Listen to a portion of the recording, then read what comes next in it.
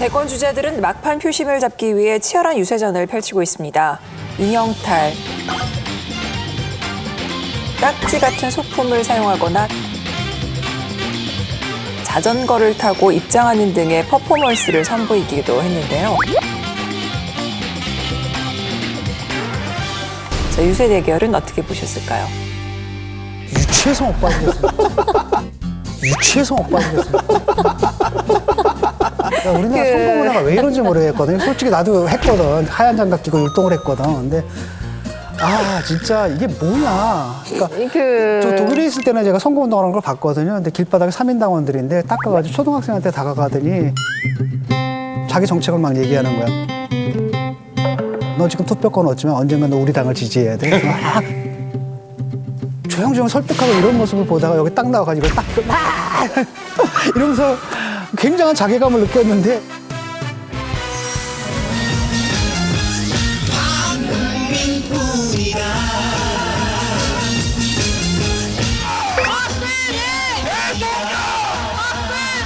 우리의 희망입니다. 국민마다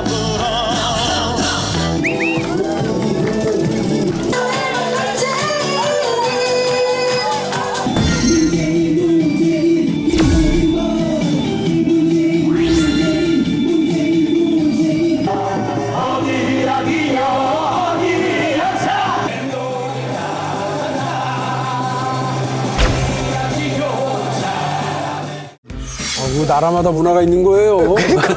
근데 왜 우리 문화는 왜 하필 그래야 되는 거야? 아니, 이게 오히려 그 외국에서 대한민국의 선거 문화를 보면 여기 다이나믹하고 율동이나 이런 것들 섞여서 상당히 그 시민들의 시선을 끌는다 이렇게 생각할 수도 있어요.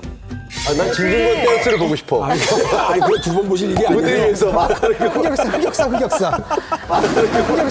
흑역사.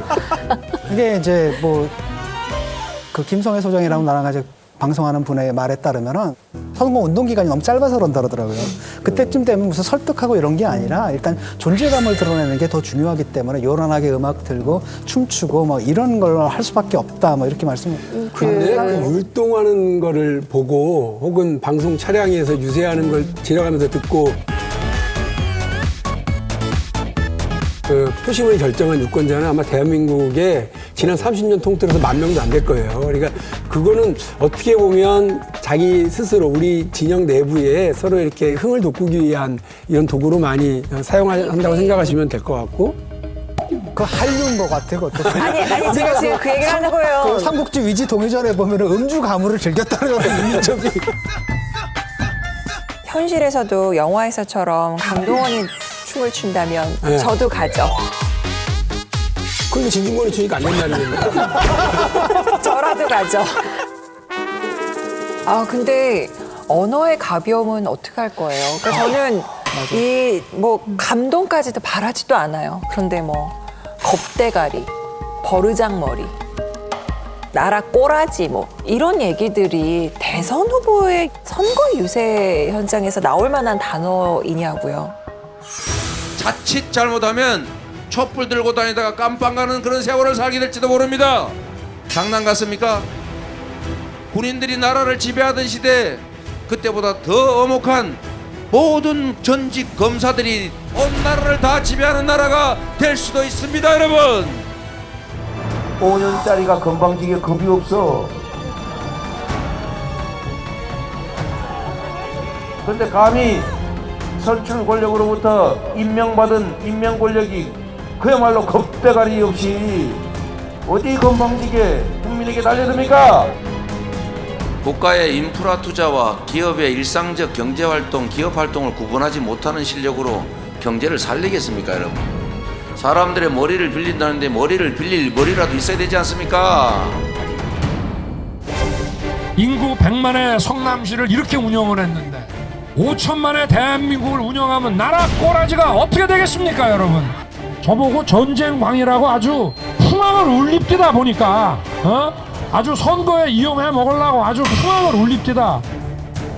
아주 버르장머리가 없어져서 자기들 권력이 어디서 나오는지도 모르고 이런 격떨어지는 이런 후진 인격의 소유자가 어떻게 5천만 국민의 운명을 좌우하는 대통령이 될 수 있습니까? 썩고 부패한 사람이 통합하자면 누가 거기에 호응하겠습니까, 여러분? 집에 갈 준비를 해야 될 사람들이 무슨 국민 통합입니까, 여러분? 그런 식의 언어가 사용된 게 내 기억으로는 이번이 처음이거든요. 그러니까 옛날에 이회창하고 노무현 대결할 때 굉장히 격조했어요. 그다음 토론도 한번 봐요. 진짜 격조했습니다. 아직 지지 후보를 정하지 못하셨다면 우리 아이들이 커서 살아가야 할 세상을 그려보세요. 행복한 변화가 시작됩니다. 이회창, 권영길 후보님 수고하셨습니다. 국민 여러분 고맙습니다. 기호 2번 노무현입니다. 그랬는데 이건 뭐 토론도 그렇고 그다음에 양 후보가 구사하는 언어들을 보게 되면 와, 뭐 끔찍하거든요. 네, 네. 유세 현장에서 정치인들은 사실은 엄청난 에너지를 받거든요. 그러니까 자기 지지자들이 모였고 지지자들이 자신을 향해서 내뿜는 그 열기와 지지의 강도 이런 것들을 보면서 분명히 내가 오늘 한 끼도 못 챙겨 먹었는데 어디서 나오는지 그 에너지가 막 나와가지고 저 후보님 다음 일정이 있으니까 5분만 얘기하셔야 됩니다. 50분을 얘기하고 사력을 다해서 주장하고 목도 쉬지 않고 이런 상황들까지 이제 겪어요. 그런데 그런 상황들 속에서 갑자기 전개되지 않았던 표현, 또 과격한 힘을 현장에서 딱 맞는다고 생각했는데 뒤에 다시 텍스트를 읽어보니까 이건 좀 과했네 하는 그런 표현들이 나타나는 건데 이번 저 선거 캠페인 보면서 사실 전 상대 후보지만 윤석열 후보의 그 어퍼컷 세레머니가 공식 선거운동 첫날부터 어퍼컷 세레머니가 나왔던 걸로 제 기억을 하거든요. 되게 괜찮았다고 생각했어요. 왜냐하면 후보가 역동적으로 보였거든요. 그거를 이제 받아서 이제 우리 이재명 후보도 뭐 이제 축구공을 차기도 하고 격파도 해보기도 하고 다양한 방식들을 이제 동원을 했는데 그 유세 현장에서 후보가 연단 앞에 딱 서갖고 그 준비된 텍스트에 이 연설문을 읽는 것과 그렇지 않고 막 역동적으로 뭐 넥타이 풀고 소매 걷어붙이고 쫙 그 T자형의 연단을 막 누벼가면서 얘기하는 것과 전혀 다르거든요. 그래서 아마 현장성에 되게 강하고 즉흥 연설이 훨씬 더 강하고 준비된 메시지가 많다고 생각한 이재명 후보로서는 얼마든지 내가 더 능한데 그런 부분에서 어퍼컷 한 방에 밀려서는 안 된다 생각하고 강력하게 그 부분을 좀 강조했었고 유세단 전체에서도 그런 부분을 후보에게 상당히 많이 요청하고 그랬던 걸로 제가. 그러니까 아마도 윤석열 후보 같은 경우는 어퍼컷을 한 것은 이게 연출된 건 아니었을 거예요. 네, 현장 분위기 속에서 자연스럽게 나온 거고 그게 밈이 된 건데 그것을 연출해서 만들 수 있는 게 아니거든요. 근데 그걸 계속 이제 따라하니까 뭔가 좀 굉장히 부자연스럽더라고요. 지금 박윤길 의원님은 그 어퍼컷 세레머니가 상당히 그 밈으로 돌아다닐 정도로 자연스럽고 부러웠다라고 얘기하시는데 그 유시민 이사장이 나와서 그 어퍼컷 세레머니를 보면서 뭐 제가 좀 말하기가 좀 그런데 어퍼컷 세레머니 하다 보니까 이제 이게 올라가서 여기가 뭐 옷이 속옷이 좀 보였던 모양이에요. 그러니까 거기다 이제 뭐 뱃살 얘기를 하면서 어떻게 보면 신체 비하적인 그런 발언을 하시더라고요. 어퍼컷 있잖아요. 이 상체 동선이 움직인 걸 보면은 대학 응원단의 앵글이에요, 몸이. 근데 본인은 그 화면을 모니터링 해보면 티셔츠가 말려 올라가면서 이렇게 속에 있는 게 나오는 그게 되게 멋있다고 생각을 하는 거예요. 그러니까 계속 하는 거잖아. 그렇지. 그러니까 우리도 보통 그러잖아요. 뭐 이렇게 헬스장에 가서 열심히 해가지고 뱃살 좀 빠졌나 이러면 숨 멈추고 이렇게 보잖아. 셔터 딱 누르고 나면 다시 배가 풀리잖아. 이런 미학적인 추구 이런 것들은 각자의 마음속에 있는 거기 때문에 그런 정도 생각하면 될 것 같아요.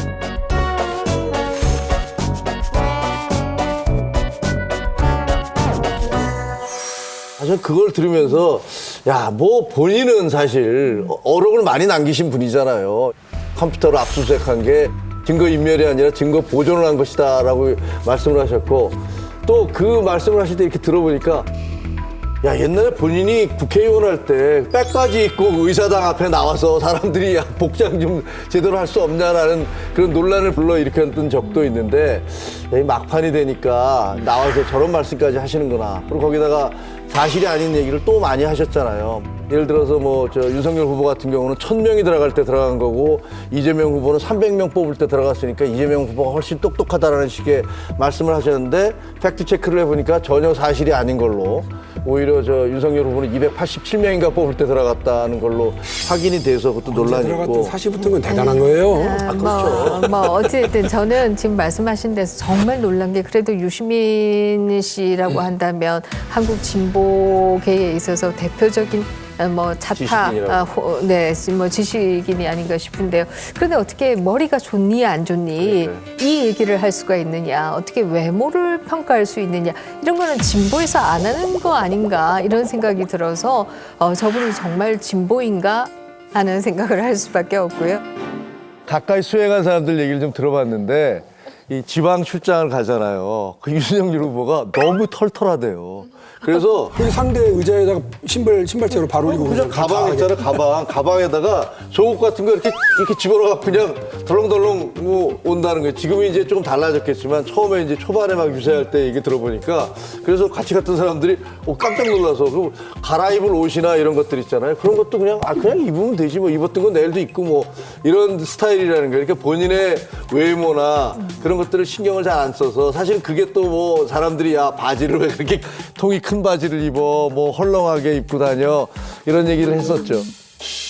뭐 선거 막판이니까 이제 상대에 대해서 강하게 규정하고 비판하고 이러는 게 더 먹힌다고 생각을 하지 않을까 싶고요. 여론조사 전체를 보면 뭐 투표 유보층이 2%가 안 되는 상황이면 마른 수건 쥐어짜서 나한테 한 표라도 더 가져오게 하려니까 말이 세지고 강해지고 이제 이런 면이 있는 거죠. 그 유시민 이사장도 아마 진영 대결이다. 그러니까 부직경이 하나라도 보태야 되겠구나 하는 생각에 이러저러한 의견들을 이제 얘기를 하시는 것 같은데 어쨌든 걱정은 대선이 끝나고 나서 아마 민주당이 이기면 민주당이 그래요? 이기는 대로 이 저 선거 과정에서의 이 그 이제 분열 이런 것들 말씀은 그렇게 하시지만 보편적 동의를 구하지는 않죠. 네?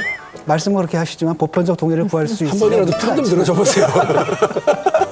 아니 그럼 뭔가 좀 불쌍한 척을 해 편 들어주지.